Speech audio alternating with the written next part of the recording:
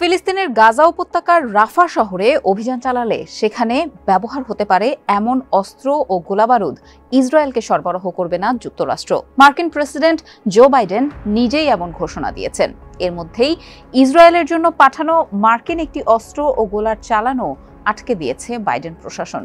এসব ঘটনার পর অনেকেই বলছেন, যুক্তরাষ্ট্র এবং ইসরায়েলের সম্পর্কের যে শক্ত গেরো তা বুঝি ফসকা হতে শুরু করেছে। সাবেক এক মার্কিন কর্মকর্তা ইসরায়েল নিয়ে বাইডেনের বর্তমান অবস্থানকে রীতিমতো ভূমিকম্পের সঙ্গে তুলনা করেছেন।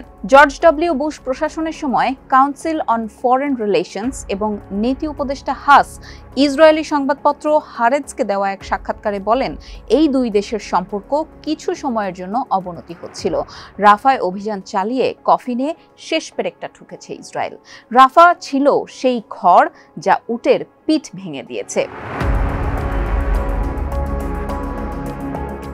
যুক্তরাষ্ট্রের প্রেসিডেন্ট জো বাইডেন বলেছেন, তার দেশ রাফা অভিযানের জন্য ইসরায়েলকে কোনো অস্ত্র দেবে না। মূলত গাজার রাফায় আশ্রয় নেওয়া 10 লাখেরও বেশি ফিলিস্তিনিদের নিরাপত্তার বিষয়টি নিশ্চিত করতেই তিনি এই অবস্থান নিয়েছেন বলে জানিয়েছেন।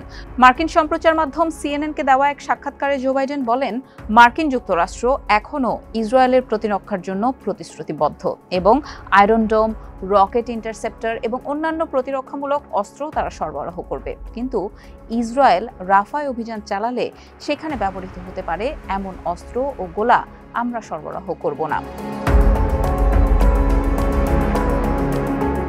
এর আগে বাইডেন প্রশাসনের একাধিক কর্মকর্তাও জানিয়েছিলেন, যুক্তরাষ্ট্র এরই মধ্যে ইসরায়েলে অস্ত্র সরবরাহ বন্ধ করে দিয়েছে।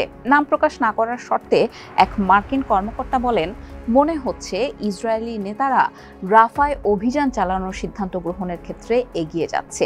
এই অবস্থায় আমরা ইসরায়েল রাফা অভিযানে ব্যবহার করতে পারে এমন অস্ত্র দেশটিকে না দেওয়ার বিষয়টি পর্যালোচনা করতে শুরু করেছি। তিনি জানান, গত এপ্রিলের শুরু থেকেই এই প্রক্রিয়া শুরু হয়েছে। ওই কর্মকর্তা বার্তা সংস্থা রয়টার্সকে বলেন, আমরা গত সপ্তাহে অস্ত্রের একটি শিপমেন্ট বা চালান বন্ধ করে দিয়েছি। ওই চালানে 2000 পাউন্ড ক্ষমতা সম্পন্ন 1800 বোমা, 500 পাউন্ড ক্ষমতা সম্পন্ন 1700 বোমা ছিল। তিনি আরও বলেন, বিশেষ করে আমরা 2000 পাউন্ড ক্ষমতার বোমার ব্যবহার বন্ধ করার বিষয়ে দৃষ্টি নিবদ্ধ করেছি। গাজার বিভিন্ন অংশে ঘনবসতিপূর্ণ শহুরে পরিবেশে এই বোমার ক্ষতিকর প্রভাব কি হতে পারে তার দিকে মনোনিবেশ করছি। তবে এই চালানের বিষয়ে চূড়ান্ত সিদ্ধান্ত কি হবে সে সম্পর্কে আমরা এখনো ভাবিনি।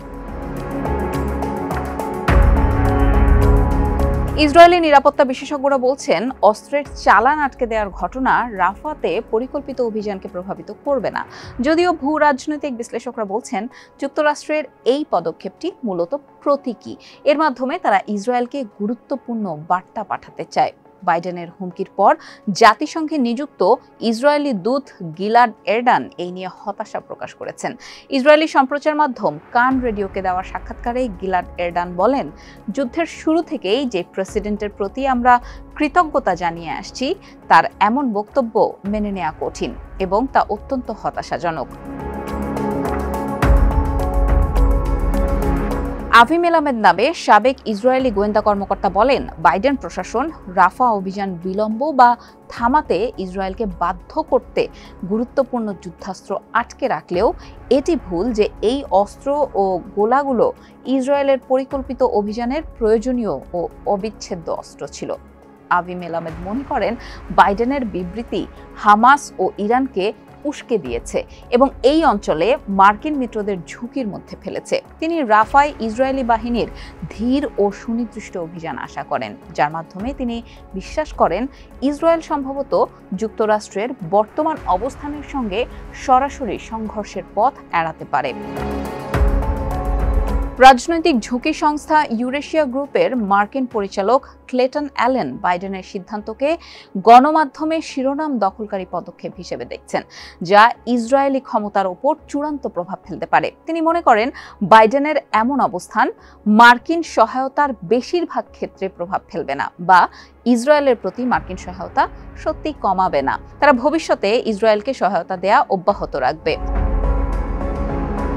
Democracy for the Arab World Now বা ডন, যারা মধ্যপ্রাচ্যে মার্কিন নীতি এবং মানবাধিকারের উপর নজর রাখে, তারা এক বিবৃতিতে বলছে বাইডেন প্রশাসনের ইসরায়েলে অস্ত্র ও গোলা চালান স্থগিত করা একটি গুরুত্বপূর্ণ পদক্ষেপ, কিন্তু দুই দেশের সম্পর্কের বিষয়ে মন্তব্য করতে আরও দীর্ঘ সময় অপেক্ষা করতে হবে। সংস্থাটি মনে করছে ইসরায়েল যুদ্ধের সবচেয়ে মৌলিক আইন লঙ্ঘন করে নির্বিচারে ফিলিস্তিনি বেসামরিক নাগরিকদের হত্যা করতে আমেরিকান অস্ত্র ব্যবহার করছে। ইসরায়েল পলিসি ফোরামের চিফ পলিসি অফিসার মাইকেল কপলার বলেন, বাইডেনের সতর্কতামূলক পদক্ষেপটি দুই দেশের সম্পর্কের বিষয়ে গভীর পরিবর্তনের দিকে ইঙ্গিত করে এবং এটিকে খুব গুরুত্ব সহকারে নেওয়া উচিত। ফোরামের ওয়েবসাইটে একটি কলামে তিনি লিখেছেন, ইসরায়েল বর্তমানে এমন একটি সন্ধিক্ষণে দাঁড়িয়ে আছে যা সত্যিকারের বিপজ্জনক। তিনি বলেন, যুক্তরাষ্ট্র ইসরায়েল সম্পর্ক সবচেয়ে খারাপ সম্ভাব্য মুহূর্তের ফাটলগুলো প্রতিনিয়ত সামনে আসছে। ইসরায়েলি মনোভাব এই ফাটলগুলো বন্ধ করতে বেশিরভাগ ক্ষেত্রেই যুদ্ধের ওপর নির্ভর করছে। রাফাতে অভিযানের বিষয়ে ইসরায়েলকে সতর্ক করে যুক্তরাষ্ট্র বলেছে, তারা পরিকল্পনা মতো গাজার রাফায় সর্বাত্মক অভিযান চালালে তা হামাসের জন্য কৌশলগত বিজয় এনে দিতে পারে। হোয়াইট হাউসের জাতীয় নিরাপত্তা মুখপাত্র জন কির্বি এই সতর্কবার্তা দিয়েছেন। জন কির্বি বলেন, আমরা মনে করছি রাফায় যে কোনো বড় ধরনের অভিযান প্রকৃতপক্ষে সমঝোতা আলোচনার টেবিলে হামাসের হাতকেই শক্তিশালী করবে, ইসরায়েলের হাতকে নয়। ইসরায়েল রাফায় অভিযান চালালে দেশটিতে সামরিক সরঞ্জাম পাঠানো স্থগিত করা হবে বলে যুক্তরাষ্ট্রের প্রেসিডেন্ট জো বাইডেন ঘোষণা দেওয়ার পরদিন জন কার্বি এই অভিমত জানালেন।